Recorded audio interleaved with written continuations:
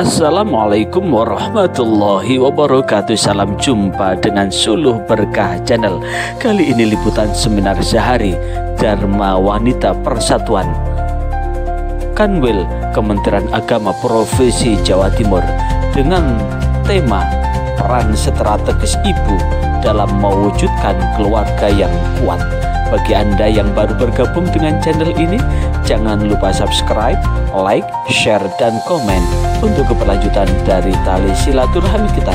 Selamat menyimak dan menyaksikan.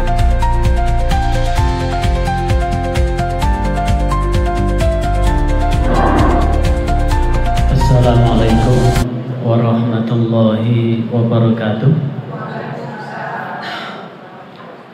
Selamat pagi, salam sejahtera buat kita semua. Salam bahagia sejahtera selalu buat kita semua.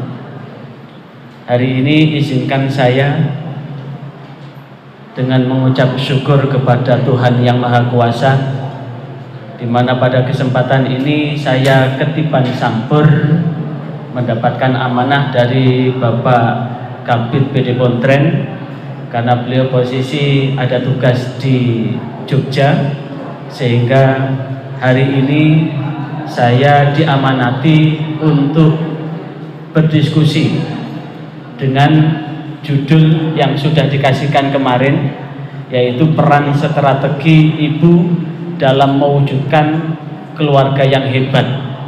Maka di situ saya tambah peran strategis ibu dalam mewujudkan anak yang hebat, keluarga yang kuat. Pada kesempatan ini saya mohon maaf agak tremor, agak istilahnya agak gededer, agak ngerdek, soalnya ganteng dewe. Agak ngerdek, apakah ini karena langsung tersorot dengan AC kok panas dingin begitu? Biasanya kalau begini, kalau kita berbicara sementara energi yang kita ajak berbicara itu lebih besar, maka orang yang berbicara itu sampai kata-katanya nggak bisa keluar. Karena itu dalam kesempatan ini kalau ada salah kata dan sebagainya, karena memang energi panjenengan lebih besar daripada energi saya, sehingga apa yang ada di otak ini barangkali keluarnya tidak beraturan. Nanti di awal saya mohon untuk dimaafkan, gitu Bunda. Karena itu pada kesempatan ini kami muliakan Ibunda Khalilati Bahtiar, Ketua Dharma Wanita Persatuan Kanwil Kementerian Agama Provinsi Jawa Timur, Ibu Wakil Ketua dan seluruh pengurus Dharma Wanita serta hadirat yang berbahagia. Maka pada kesempatan ini izinkanlah saya menyampaikan sharing, sekali lagi menyampaikan sharing bagaimana peran strategi ibu dalam mewujudkan anak yang hebat, keluarga yang kuat. Sebelum saya melanjutkan, kira-kira di telinga ibu lebih sreg mana dipanggil perempuan, wanita, atau cewek? Dari ibu-ibu yang terasa familiar, enak di hati ketika dipanggil perempuan, angkat tangan. Ada 1, 2, 3, 4, 5, 6, 7. Yang enak dipanggil wanita, yang enak dipanggil cewek. Karena kalau perempuan itu gandengannya laki-laki, kalau wanita itu gandengannya pria, kalau cewek gandengannya cowok. Yang paling gak enak itu cewek dan cowok. Kenapa? Cewek itu ternyata singkatan dari celeng mewek. Gandengannya apa? Codot brewok. Nah, kalau kita paling seneng untuk dipanggil dengan ungkapan itu, maka tentu ini adalah tipe kaum Hawa yang suka berpacaran, gonta-ganti pacar, dan semua yang kemudian belum apa-apa sudah mau diajak kemana-mana. Ini adalah tipe cewek. Kalau tipe perempuan itu memang betul-betul betul-betul mampu menjaga entitas jati diri sebagai kaum Hawa yang memang cocok dengan judul kita ini. Di mana kalau kemudian kita ambil kata ibu di slide berikutnya, dalam bahasa Arab ibu itu dari kata ummun. Kemudian saya lihat di dalam Kamus Lughatul Arabiyah, kata ummun itu berarti induk, pokok, pangkal, atau sumber dari bagian kehidupan ini. Dan ada akar kata yang diambil dari kata ummun, ternyata menjadi ummatun yang berarti masyarakat, imamun yang berarti panutan atau rujukan. Maka sungguh kalau kemudian pada hakikat ibu atau perempuan yang menjadi ibu ini akan menjadi sumber inspirasi baik buruknya kehidupan yang ada di muka bumi ini, sekaligus bahwa peran ibu adalah akan menjadi rujukan dan panutan. Ini kalau kemudian kita ambil dari akar kata umun. Kemudian bagaimana filosofi perempuan dan wanita? Dalam bahasa Jawa kuno, dari kata empu mendapatkan awalan per, akhiran an, sehingga disebut dengan perempuan. Sementara empu itu berarti tuan, mulia dan hormat. Jadi kalau perempuan adalah sosok makhluk Allah yang dituankan, yang mulia dan dimuliakan, yang hormat dan dihormati. Kemudian kata empu itu berhubungan dengan apa? Ampu. Apa itu ampu? Penyokong, penyangga. Berarti perempuan itu sendiri sudah menunjukkan dari akar kata bahwa perempuan itu adalah akan menjadi penopang baik buruknya dalam kehidupan. Makanya ummun itu kemudian diambil dengan ummatun. Jikalau ummun itu sudah bagus, menjadi pilar yang bagus, maka umat atau masyarakat itu akan menjadi bagus. Kalau ummun itu sudah mampu menjadi teladan dan panutan, maka masyarakat itu pun akan menjadi baik. Dan sementara wanita dari bahasa Sanskerta vanita, yang berarti yang diinginkan. Wanita itu gandengannya adalah dengan pria. Apa itu pria? Dalam bahasa Sanskerta adalah pria, yang berarti cinta atau yang disayang. Sebutan sosok kaum Adam yang sudah balik, yang sudah dewasa. Maka kaum Adam yang sudah balik itu akan mencari sosok kaum yang diinginkan untuk menjadi apa? Menjadi ladang untuk bercocok tanam, menjadi ladang untuk tetap tempat bercocok tanam, sehingga memang betul wanita gandengannya adalah pria.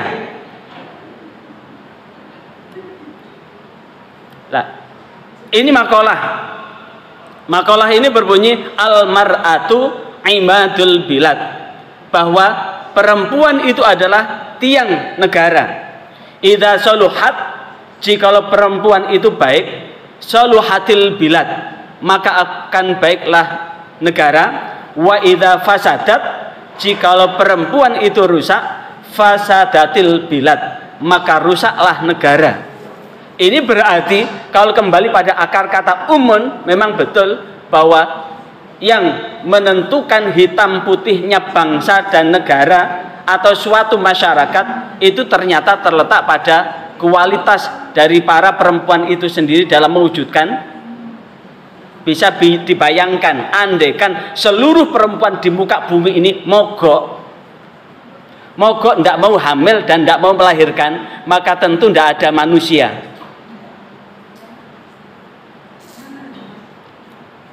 Kemudian masih ingat al-jannatu tahta aqdamil ummahat, bahwa surga itu terletak pada kaki para ibu. Ini hadisnya adalah dhaif, kita carikan yang semakna, yang hadisnya sahih. Itu adalah fa innal jannata tahta rijlaiha, bahwa sesungguhnya surga itu ada di bawah kedua kaki para ibu. Satu ketika Rasulullah SAW didatangi oleh salah seorang sahabat yang kemudian sahabat ini kemudian minta ingin berjihad, berperang dengan Rasulullah, kemudian laki-laki ini kemudian minta dinasihat oleh Rasulullah. Maka saat itu Rasulullah bertanya, apakah di dalam dirimu ada seorang ibu? Dengan bahasa Surabayana, ibumu sik urip apa wis mat? Ibumu sik ana apa wis? Maka kemudian sahabat itu menjawab, iya masih. Maka Rasulullah memerintahkan falzamha, maka berbaktilah kepada ibumu, fa innal jannata tahta rijlaiha, karena sesungguhnya surga itu di bawah kedua kakinya. Berarti ibu ini yang akan menentukan apakah putra putrinya yang kelak nanti terlahir ke dunia ini akan masuk surga atau masuk neraka. Ini ternyata bergantung pada peran ibu. Berarti jikalau ibunya solihah, anak akan solih.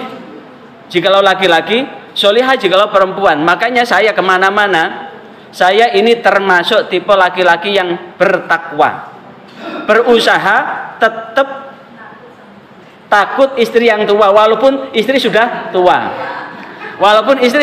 tua, dan tidak akan mencari daun muda lagi, karena bukan sapi.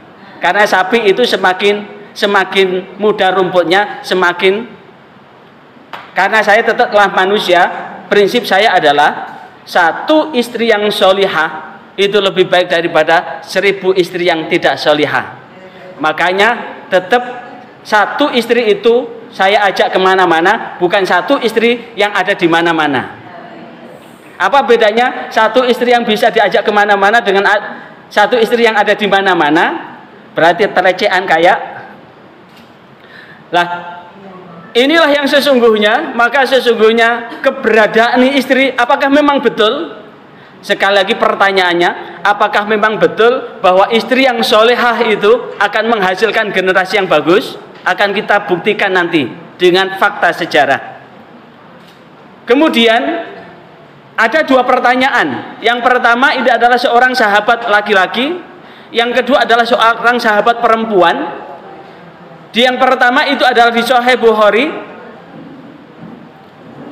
Di Sahih Bukhari disebutkan bahwa satu ketika ada seorang laki-laki datang kepada Rasulullah, yang kemudian laki-laki ini kemudian bertanya kepada Rasulullah, wahai Rasulullah, siapa orang yang berhak untuk aku baguskan?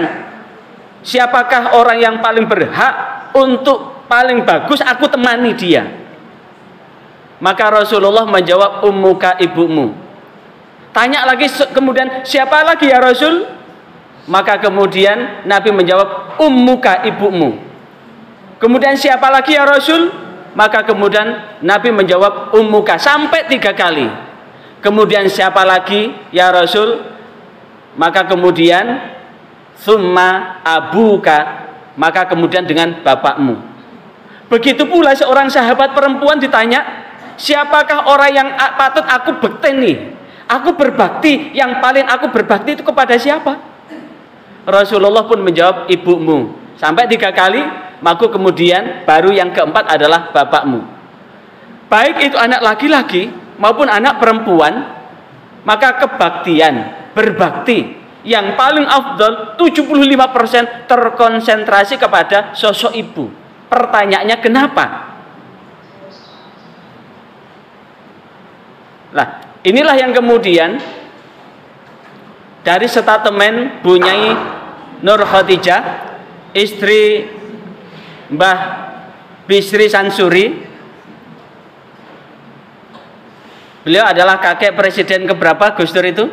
Bu Nyi Ani, Bu Zahratun Nikmah. Presiden kepinten? Presiden ke-4 ya. Pertama Pak Karno, kedua Pak Harto, ketiga Pak Habibie, keempat Gus Dur. Beliau menyatakan bahwa tirakatmu menentukan masa depan suamimu. Sekali lagi, tirakatmu menentukan masa depan suamimu. Betapa banyak para suami yang akhirnya bertindak menyimpang itu karena berangkat dari rengean istri. Betapa banyak para suami yang berhasil itu karena memang berangkat dari tirakatnya para istri. Saya paling tidak menemukan ada 2 teman saya yang sampai hal yang terkecil istri ini betul-betul mendikte, sampai kebetulan yang pertama ini adalah seorang kepala KUA, sampai tahu hari ini suami saya ada di mana, nikahkan berapa, nanti uang yang didapat berapa. Begitu nyampe langsung pinter banget, pandai untuk mencari uang. Jadi sampai dimanapun uang itu tidak bisa disembunyikan, sehingga begitu nyampe mana amplopnya begitu. Tapi beliau berakhir dengan tragis.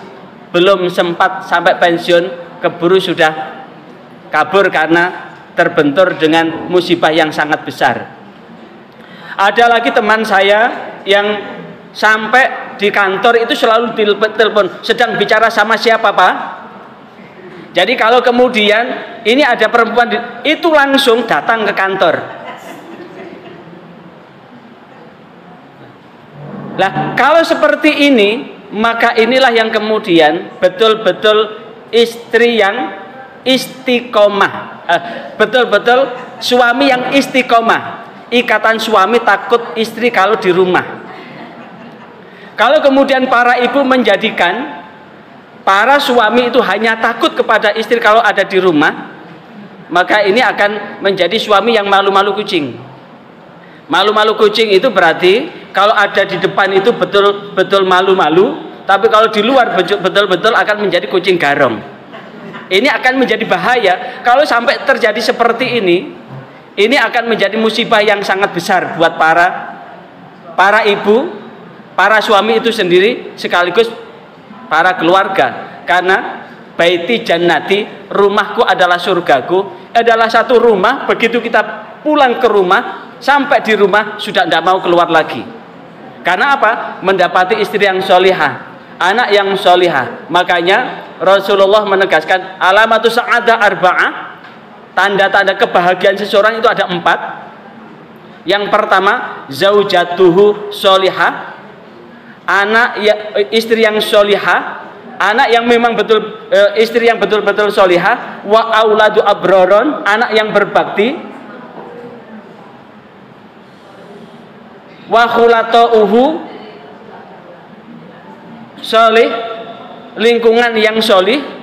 Dan yang keempat adalah rizkun fi biladi, rizki yang ada di dekat tempat tinggalnya. Artinya apa? Bapak dan ibu bisa setiap saat ketemu, itu adalah kebahagiaan yang tidak terukur dengan apapun. Maka dapat diibaratkan di negara tetangga hujan emas, sementara di sini adalah hujan air, maka akan lebih merasa nyaman dan sejuk serta menyegarkan, walaupun bukan hujan emas tapi hujan air. Sehingga kata kuncinya adalah bahwa kesuksesan kesuksesan suami itu terletak pada doa dan tirakat para istri. Nah ini saya tadi begitu disebutkan yang terhormat Ibu Ketua Dharma Wanita, tak hitung memang ketemunya ketika Bapak Kakanwil digabungkan dengan Bunda Khalilati, ketemu ijtima. Kalau saya pakai rumusnya Bu Nyai Zahratun Nikmah, ketemu ijtima, tempat berkumpul orang. Ya pada kesempatan ini pas banget kalau memang Bunda Khalilati mengumpulkan dengan tiap 2 bulan sekali untuk mengokohkan. Ini adalah bagian memang dari alur itu adalah bahwa kesuksesan seorang suami itu bergantung pada doa dan tirakat istri. Sekarang kita buktikan apakah memang betul bahwa seorang ibu yang solihah itu akan melahirkan anak-anak yang hebat. Ini fakta menunjukkan kalau seorang laki-laki meninggal istri belum genap 100 harinya, itu sudah dapat istri lagi. Bahkan ada sekarang istrinya meninggal, besok menikah lagi. Tapi kalau kemudian untuk para perempuan, tidak sedikit para ibu ketika suaminya meninggal, maka beliau mampu untuk membimbing, mendidik putra-putrinya hingga sukses. Contoh satu, yang pertama Imam Syafi'i, ibundanya yang bernama Fatimah binti Ubaidillah al-Azdiyah, Bapak Idris bin Abbas Asy-Syafi'i itu meninggal ketika Imam Syafi'i di usia 2 tahun, dan beliau betul-betul membimbing putranya ini dengan gigihnya sampai Imam Syafi'i atau Muhammad bin Idris ini betul-betul sukses, dan ternyata di bawah sosok ibunda yang solihah mampu membimbing beliau hafal Al-Quran di usia 7 tahun.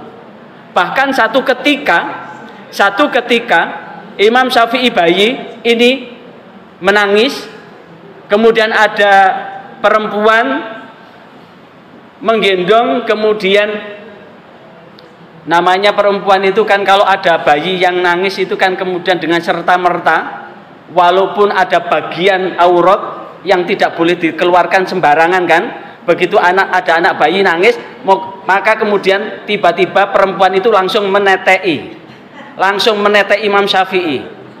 Pada saat ditetek itu kemudian begitu diam Imam Syafi'i kecil, Imam Syafi'i bayi, maka kemudian dengan serta-merta langsung mulut Imam Syafi'i ini langsung dirogos sama jarinya. Ditanya kenapa? Saya tidak mau anak saya ini tercampur dengan barang yang syubhat, karena saya tidak tahu kualitas makanan yang dimakan oleh ibu yang menyusui anak saya. Kemudian masih ingat kisah Thomas Alva Edison? Thomas Alva Edison ini adalah ketika dititipkan di sekolah, tidak ada satupun sekolah yang siap untuk menerima. Bahkan guru-gurunya mengatakan bahwa Thomas Alva Edison itu adalah anak yang bodoh, anak yang berkebutuhan khusus. Akhirnya dikembalikan kepada ibunya. Tapi apa komunikasi ibunya? Nak, kamu belajar di rumah nak ya, karena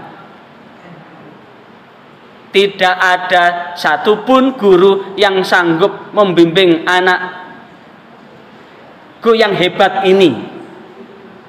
Tidak ada satupun guru yang mampu membimbing anakku yang hebat ini. Maka kemudian dengan ketelatenannya, dengan ketekunannya, dengan cinta kasihnya, maka mampu membimbing Thomas Alva Edison menjadi orang yang hebat, karena beliau termasuk salah satu ilmuwan yang menemukan bola lampu yang saat ini kita nikmati seperti ini. Kemudian Imam Ghazali atau Muhammad Al-Ghazali ini pun ditinggal ayahnya masih kecil. Jadi ibunya dengan tekunnya, dengan telatennya membimbing Imam Ghazali ini hingga di usia 9 tahun Imam Ghazali ini mampu menghafal 30 juz Al-Quran dengan kualitas bacaan yang tidak diragukan, dengan nilai spiritual yang juga tidak diragukan, karena bagaimanapun juga beliau ini adalah salah satu ulama sufi yang diikuti oleh Ahlus Sunnah wal Jamaah. Kemudian Imam Malik ini pun ditinggal bapaknya yang bernama Kinanah. Ini ketika masih kecil beliau, di bawah asuhan ibunya, mampu tumbuh berkembang menjadi ilmuwan. Kemudian Imam Hanafi pun demikian. Imam Hanafi ini ditinggal ayahnya di usia 10 tahun. Kebetulan Imam Hanafi ini adalah generasi kelima dari Rasulullah, karena Imam Hanafi ini adalah anaknya Fatimah, anaknya Ubaidillah anaknya Hasan anaknya Fatimah anaknya Rasulullah, generasi kelima. Ayahnya meninggal di usia 10 tahun, dan ibundanya atau ibunda Fatimah ini mampu membimbing Abu Nu'man ini dengan telaten sabar tumbuh berkembang menjadi ulama yang hebat. Dan yang terakhir Ahmad bin Hambal ditinggal oleh ayahnya di usia 3 tahun. Di usia 3 tahun beliau sudah tidak punya ayah, tapi ibunya juga tetap tegar dan telaten membimbing putranya menjadi sosok yang dibanggakan sepanjang sejarah. Sehingga ulama 4 madhab, Imam Hanafi, Imam Maliki, Imam Syafi'i, dan Imam Hambali, keempat-empatnya ini ternyata tumbuh berkembang menjadi sosok orang yang hebat sepanjang zaman, dibimbing oleh sosok seorang ibu. Maka inilah yang kemudian bagaimanapun juga hadirnya ibu memang betul bahwa akan menentukan baik buruknya sebuah masyarakat. Maka tentu apa ciri-ciri dari keluarga yang kuat? Yang pertama ternyata bahwa keluarga yang kuat itu terjalin komunikasi yang efektif dan terbuka, jujur, serta efektif dalam menyelesaikan masalah. Ada 4 hal yang merupakan media komunikasi yang sangat efektif. Demikian liputan ini dan diucapkan terima kasih atas atensi Anda mengikuti channel ini. Sebelum meninggalkan channel ini, jangan lupa subscribe, like, share, dan komen untuk keberlanjutan dari tali silaturahim kita. Sampai jumpa kembali. Wassalamualaikum warahmatullahi wabarakatuh.